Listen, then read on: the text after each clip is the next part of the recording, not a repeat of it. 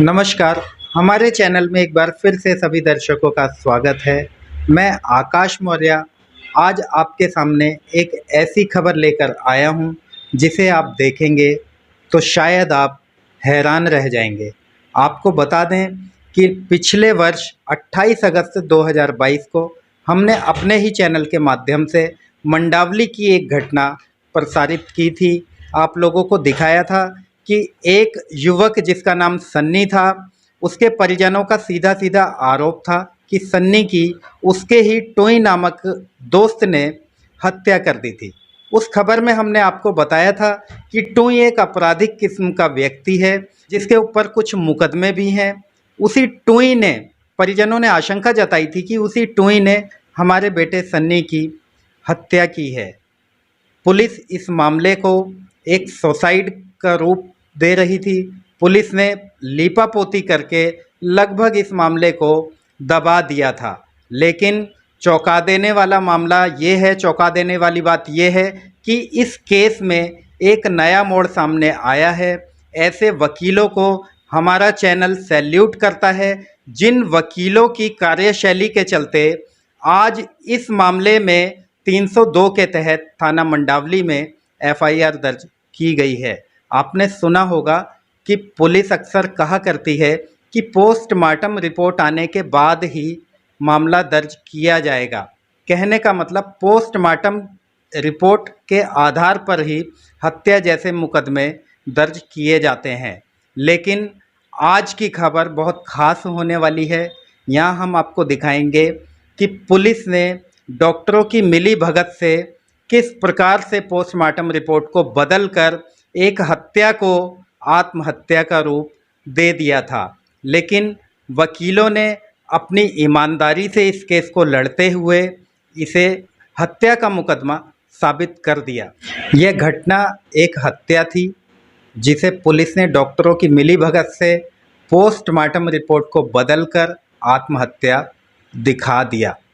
अब हम रुख करेंगे उन वकीलों से जिन्होंने इस केस को लड़ते हुए आज इसमें 302 के तहत एफआईआर दर्ज करवाई है, और जानेंगे उनसे किन किन चुनौतियों का उन्हें सामना करना पड़ा इस केस को 302 में दर्ज करवाने के लिए। सबसे पहले हमारे चैनल की ओर से आपको बहुत बहुत धन्यवाद और बहुत बहुत बधाई कि आपने एक ऐसे केस को जो कि पुलिस दबा चुकी थी उसका पर्दाफाश करके 302 के तहत मामला दर्ज करवाया। किन चुनौतियों का आपको सामना करना पड़ा? सर, मेरा उद्देश्य सिर्फ इतना ही था जी कि इस व्यक्ति को न्याय मिले जी, क्योंकि एक बूढ़े व्यक्ति ने अपनी औलाद को खोया था और उस औलाद की हत्या की गई थी। जी जब ये मेरे पास आए, जब मैंने इनके फोन्स देखे, सारे सर्कमटेंसेस देखे, तब मुझे बहुत अचंभा हुआ क्योंकि पुलिस इस केस को आसानी से ट्रैक कर सकती थी, पर पुलिस ने जानबूझकर इस केस को दबाया जी, क्योंकि जो अक्यूज पर्सन है उनकी क्रिमिनल हिस्ट्री भी है, और जिस अक्यूज के खिलाफ हमने 156(3) डाली हिमांशी त्यागी जी की कोर्ट में, उसके खिलाफ मुकदमे भी चल रहे हैं प्रेजेंट टाइम में जिसमें वो अक्यूज्ड है। और जब हमने कंप्लेंट डाली 156(3) में, तो पुलिस का ऐसा रवैया मैंने कभी नहीं देखा। वहां पे हमें उसके बेलेबल वारंट निकलवाने पड़े, और जब वो नहीं आया, जानबूझकर नहीं आया, फिर उसके नॉन बेलेबल वारंट निकले, और एटीआर रिपोर्ट जो उन्होंने फाइल की वो पूरी फेक रिपोर्ट थी। उन्होंने इसको आत्महत्या करार दिया था। जनाब, ये आत्महत्या नहीं थी, ये एक साफ मर्डर था, क्योंकि जब लड़के को गटर में से निकाला गया तो जब उसके पेट को दबाया गया तो उसमें से पानी निकलना चाहिए मुंह से, मगर उसके नाक से झाग निकल रहे थे। और जिस दिन की ये घटना है वो लड़का 8 घंटे टूई के साथ था, और उसके कुछ और दोस्त भी साथ थे उसके। उस दिन उसने उसे कम से कम 16-17 कॉल किए हैं उसे बुलाने के लिए, और जब उसने वो फोन नहीं उठाया तो किसी दूसरे नंबर से उसे फोन करके बुलाया गया और उस घटना को अंजाम दिया गया। पहले उसे मारा गया, फिर उसे ले जाकर वहां पर गटर में डाला गया। पुलिस ने इतनी भी जहमत नहीं उठाई कि वो सीसीटीवी फुटेज चेक करे। आप गवर्नमेंट ने इतनी फैसिलिटी दी हुई है कि हर गली कूचे में कैमरास लगे हुए हैं, और जिस जगह फोन करके बुलाया रेड लाइट पर, ईस्ट विनोद नगर की, उस रेड लाइट पे भी कैमरे हैं। पुलिस ने ये भी जहमत नहीं की कि क्या सीसीटीवी फुटेज भी देखा जाए, क्योंकि यह एक गरीब व्यक्ति था।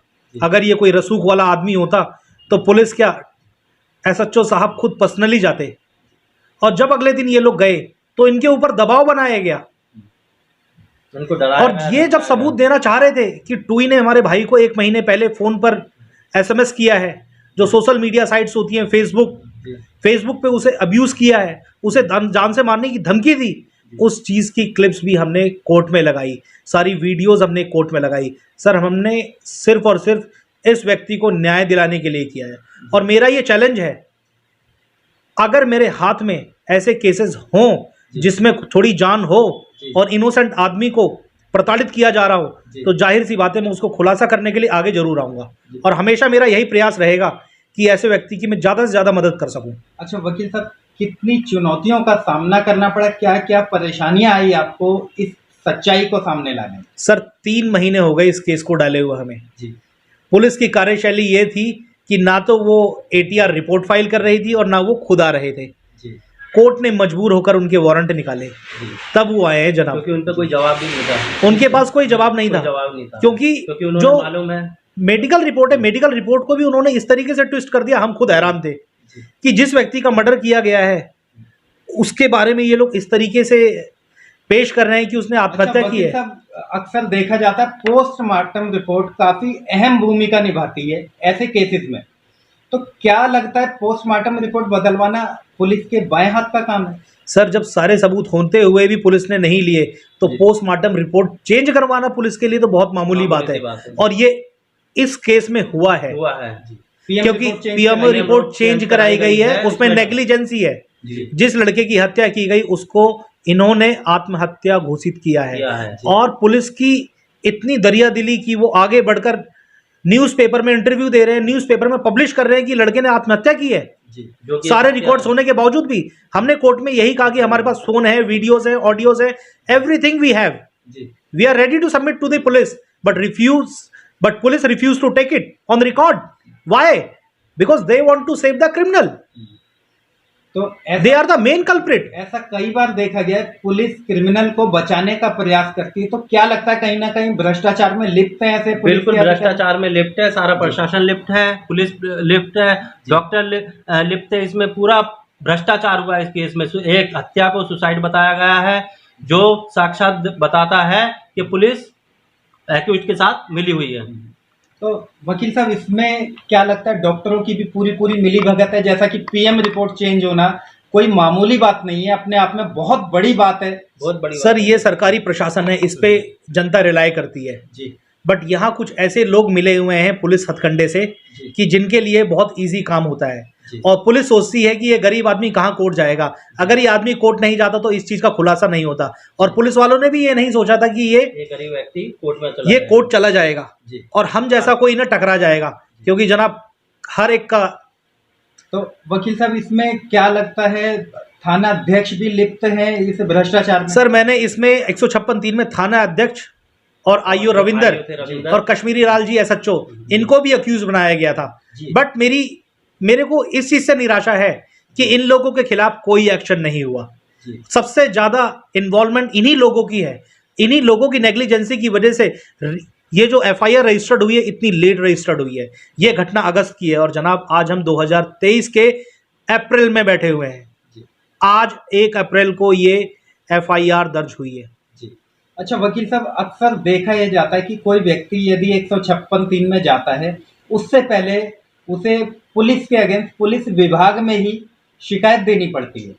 सर मैंने ऐसा कोई प्रावधान है कि पहले पुलिस विभाग को ही पुलिस की शिकायत दी जाए? सर 154(3) में सबसे पहले आप SHO को कंप्लेंट देंगे जी। उसके बाद आप DCP को कंप्लायंस करेंगे जी। उसके बाद आप 156(3) डाल सकते हैं जी। तो जनाब ये सारी चीजें हमने पूरी प्रॉपर तरीके से हमने सारे सबूतों के साथ ये एप्लीकेशन मूव की थी। लेकिन सर अधिकांश तौर पे देखा गया विभाग जब जांच करता है पुलिस विभाग तो वो अपने विभाग के फेवर में ही रिपोर्ट फाइल करता है। सर डेफिनेटली यहाँ भी ऐसा ही हुआ है। अच्छा, यहाँ भी ऐसा ही हुआ है। पुलिस ने क्यों FIR दर्ज की अब? क्योंकि जब मजिस्ट्रेट साहब को हमने सारी चीजें दिखाई और वो पूरी गो थ्रू हुई फाइल से, IO का कंडक्ट देखा, वो सारी चीजें होने के बाद उन्होंने FIR रजिस्ट्रेशन का ऑर्डर दिया है और उसके बाद भी FIR रजिस्टर्ड नहीं की गई।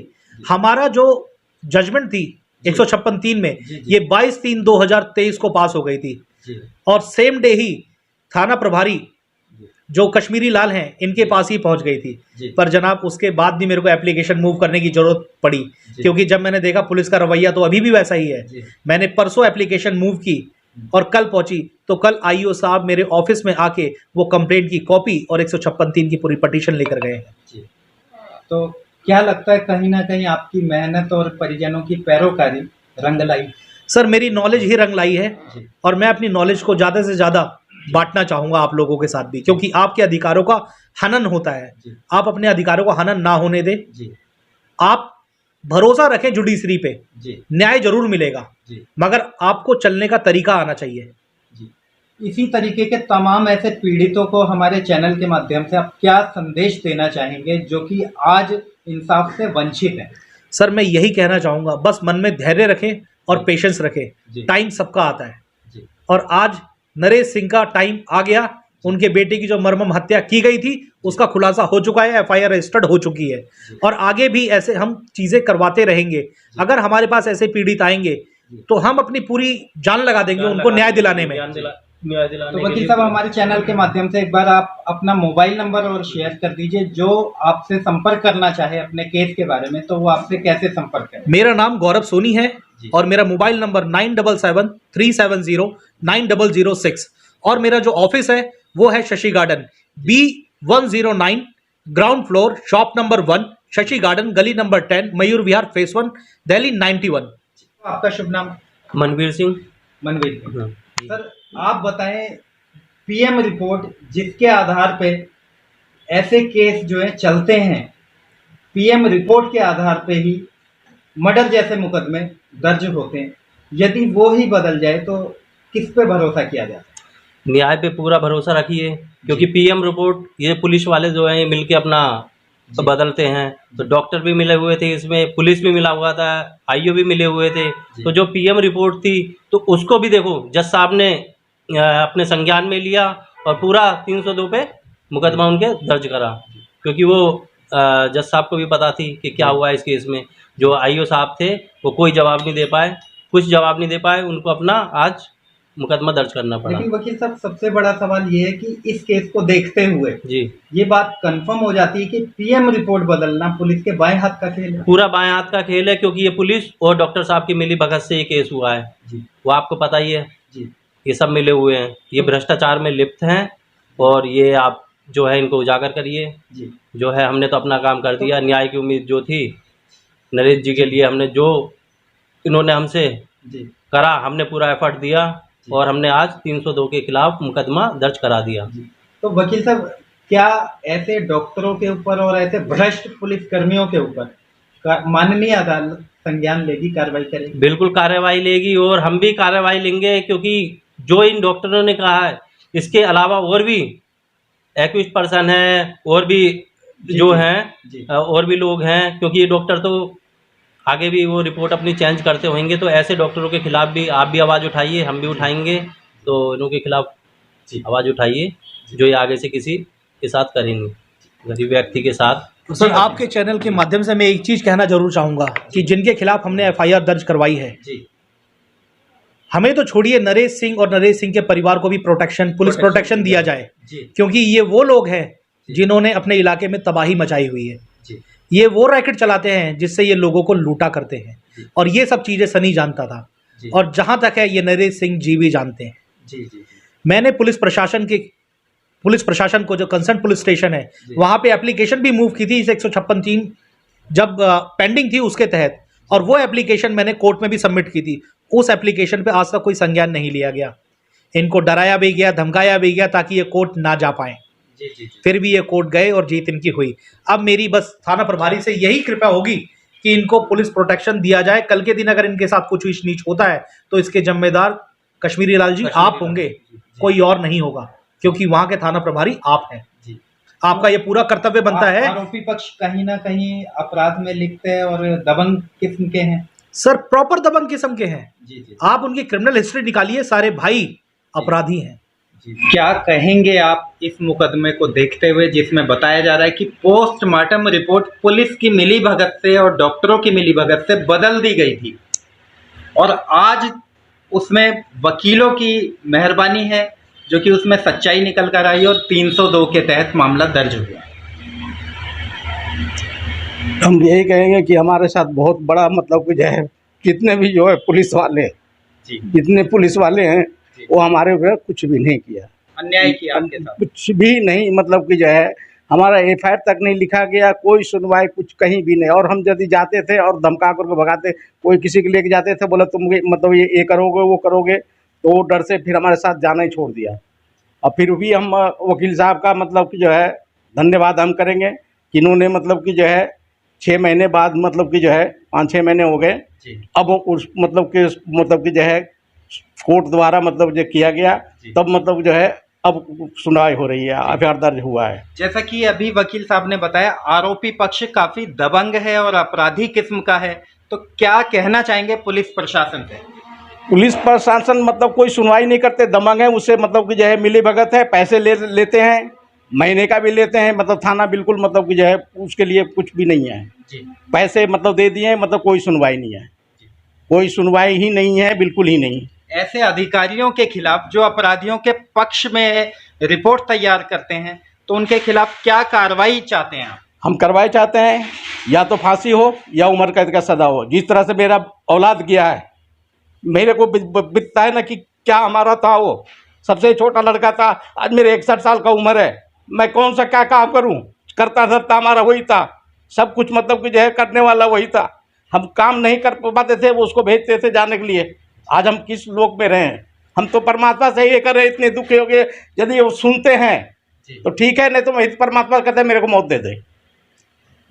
जिस तरह से कहीं मतलब ना कहीं आज एक नई किरण उम्मीद की आपके सामने आई है, 302 के तहत मामला दर्ज हुआ है, तो क्या लगता है आधा मुकदमा आप जीत चुके हैं? हमारा तो पूरा विश्वास हो गया है कि मतलब कि जो है कोर्ट से भी हमें अन्याय मिलेगा। वकील साहब बहुत मतलब कि जो है जी कोशिश करें, बहुत मतलब कि जो है भागा दौड़ी करें, जी बहुत जगह मतलब कि जो है एक जगह नहीं, 4 जगह 5 जगह एफआईआर लिख करके मतलब कि जो पोस्टिंग की है, जी जी उसके बाद में सुना गया है। जी। क्या नाम है आपका? मनी कुमार। मनी, कौन सी तारीख की घटना थी ये? सर 28 अगस्त 2022। 2022। हाँ क्या लगता है, थोड़ा समय लगा लेकिन इंसाफ की उम्मीद जागी? हाँ, समय लगा, सब लोगों ने हमें डराया धमकाया, कुछ नहीं हुआ, कि वो जो है गैंगस्टर है, मतलब जी वो आप कितना भी कर लो, पुलिस वाले मिले हुए हैं जी कि कोई फ़ायदा नहीं, आप केस लड़ने का, आप जी। छोड़ दो उम्मीद। जी लेकिन हमने उम्मीद हारी नहीं अपनी, मतलब लोगों ने सब वो करा लेकिन पीछे हटे नहीं। जी पर अंकल ने हमें बताया, किसी कैसे करके वकील साहब से मिले हम जी। और बात करी। किस माध्यम से आप पहुंचे थे वकील साहब के पास? अंकल ने बताया हमें जी कि इनका कोई केस आया था पहले, वो उन्होंने कर सकते हैं वो, और जी। कोई नहीं करेगा, इंसाफ वही दिला सकते हैं आपको। तो ग्राउंड पे आपने देखा तो कुछ आपको खुशी हुई कि हाँ इंसाफ मिल सकता है? हाँ, टाइम लगा लेकिन इंसाफ मिला। आज खुश होगी, एफआईआर हो गई है, जी। इतना टाइम लगा, जी। लोगों ने डराया धमकाया लेकिन हम पीछे नहीं हटे, उन्होंने सपोर्ट करा कि तुम पीछे मत हटना, जी। मैं आपके साथ हूँ। मैं जी। तो ये श्रेय आप किसको देंगे, क्रेडिट किसको देना तो चाहिए? वकील सर को ही दूंगा मैं तो, कि उन्होंने इतना सपोर्ट करा, उन्होंने बोला कि डरो मत, तू पीछे, मैं तेरे साथ हूँ। मैं जी। बट लोगों ने डराया धमकाया। पुलिस से लगभग उम्मीद खत्म हो गई थी? पुलिस ने तो कुछ कार्रवाई नहीं करी, मेरे पास हर प्रूफ हर चीज़ थी, वीडियो रिकॉर्डिंग हर चीज़ थी, मैंने उनको दिखाया लेकिन उन्होंने डरा धमका के भगा दिया हमें, हमारी कंप्लेंट तक नहीं लिखी। रोज़ जाते थे, मैंने उनको देखा, उनके साथ बैठे रहते, जो मुजरिम थे उनके साथ बैठे देखा मैंने। अच्छा। हाँ, जिस दिन अच्छा, 28 तारीख को ये चीज़ें हुई, 30 तारीख को मैंने अपने भाई का वो करा, मैं थाने गया हूँ, जी। मैंने वहीं पर देखा पुलिस वाले उनके साथ बैठे हुए हैं, और वो घूम रहा है भी ना। थाना मंडावली के पुलिस वाले? हाँ, मंडावली, प्रदीप एसएचओ जो आए तो प्रदीप, जी जी हाँ, उनको ही देखा मैंने, जी। और कुछ कंप्लेंट ही नहीं हुई हमारी। तो जैसा कि बताया जा रहा है वो आपराधिक किस्म के व्यक्ति हैं, हाँ, वो तो कहीं ना कहीं अपनी सुरक्षा को लेकर आप क्या कहना चाहेंगे पुलिस प्रशासन से? सुरक्षा की मतलब मेरे मम्मी पापा प्रोटेक्शन मिले मुझे, मतलब भरोसा नहीं है उनका जी, कि क्योंकि जैसे अभी मेरे, आगे आपको गवाही पे भी जाना है। हाँ, क्योंकि जैसे मेरे भाई को मार दिया धोखे से, जी। उनका कुछ भरोसा नहीं है, जी। क्योंकि वो गैंगस्टर लोग हैं सब, कुछ भी कर सकते हैं। हाँ, कुछ भी कर सकते हैं वो। क्या कहेंगे इस मुकदमे के बारे में? आपने काफी कुछ जाना और देखा, तो पुलिस प्रशासन क्या भरोसे के लायक रह गया? नहीं, पुलिस प्रशासन तो भरोसे के लायक नहीं है पत्रकार महोदय। जैसा कि आपने देखा, हमारे जो वकील साहब सोनी जी और मनवीर सिंह जी जो लगे हुए थे, लगभग 5 महीने के बाद जो इन्होंने प्रयास किया, और हम सबको जो समाज के लोग हैं उनको न्याय पर भरोसा है, और इनका जो वकील साहब को जो प्रयास है वो काम आया, और मेरा मानना है कि नरेश जी को न्याय मिलेगा। जी। जैसा कि बता रहे हैं कि भाई रिपोर्ट के बारे में, पुलिस के बारे में, लेकिन हमें वकीलों पर भरोसा रखना चाहिए। जी वकील ही हमें न्याय दिलवाते हैं और ज़्यादा किसी भी परेशानी में नहीं आना चाहिए। अच्छे वकील होंगे तो हमारी अच्छी पैरवी होगी। हम सबको मिलकर मेरा तो यही मानना है कि जिस प्रकार ये केस हुआ है, लगभग 5 महीने हो गए और आज 1 अप्रैल है। आप देखेंगे कि हमारे दोनों वकीलों ने इतनी बहादुरी से एक मिसाल कायम कर दी। बिल्कुल, बिल्कुल। और आने वाले समय में दिल्ली में इस बारे में जब मीडिया में बात आएगी तो लोगों को महसूस होगा कि भाई ये तो वकीलों ने कमाल कर दिया और हमारा क्षेत्र और हम लोग कायल हैं इन वकीलों के, हमारे होनहार हैं। और बार-बार मैं धन्यवाद करना चाहूँगा दिल से, क्योंकि आप देख भी रहे होंगे कि आजकल पुलिस का जो रवैया है उससे सभी लोग दुखी हैं। अक्सर देखा ये जाता है कि जब कोई व्यक्ति पुलिस को बोलता है कि ये आत्महत्या नहीं, हत्या की गई है, तो पुलिस उसको सीधा ये बोलती है पोस्टमार्टम रिपोर्ट के आधार पर ही हम मामला दर्ज करेंगे। तो क्या लगता है पोस्टमार्टम रिपोर्ट विश्वास के योग्य है? नहीं, हमको डॉक्टर के ऊपर विश्वास करना चाहिए, जी। लेकिन जब ऐसे डॉक्टर मिल जाएँ जी जिन्होंने पोस्टमार्टम किया और वो जी। भी गलत तरीके से, जी और बच्चे को न्याय नहीं मिला, जी उनके परिवार को न्याय नहीं मिला, जी। और उसके बाद वकीलों को लगभग 5 महीने जी। बड़ी कड़ी मेहनत करनी पड़ी और न्यायालय में जाकर अपने यानी कि भागदौड़ कर कर अपनी बात रखी। जब न्यायाधीश महोदय ने उन्होंने कहा कि भाई नहीं, और उन्होंने फिर ऑर्डर करे और उसके विरुद्ध यानी कि FIR हुई, और FIR होने के बाद में लगभग 5 महीने लग गए।